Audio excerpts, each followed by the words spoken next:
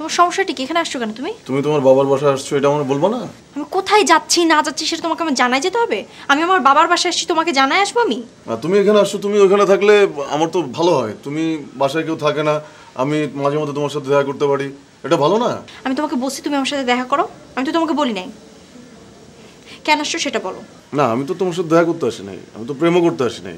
আমি আসছি সেদিন তোমার কাছ থেকে আমি 60 টাকা ধার নিয়েছিলাম সিএনজি ভাড়া বাবদ, ওই টাকাটা আমি দিতে আইছি, এই 60 টাকা। Thank you.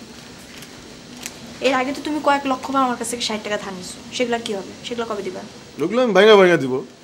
এই পর্যন্ত তুমি আমার কাছ থেকে যত টাকা নিছো তা যদি ভেঙে ভেঙে দাও, তোমার জীবনেও ঋণ শোধ হবে না, আমার পিছনে তুমি ছাড়বে না।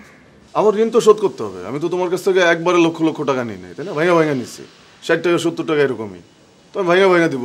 তাই তুমি একটা কাজ করো, তুমি না আসলে প্রতিদিন 60 টাকা করে কাটা যাবে, এভাবে তুমি তোমার ঋণটা শোধ করো। এটা কি বললা তুমি?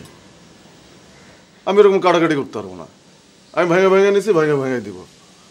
আর আমি তো ঋণের বোঝা মাথায় নিয়ে বাঁচতে পারবো না, তাই না?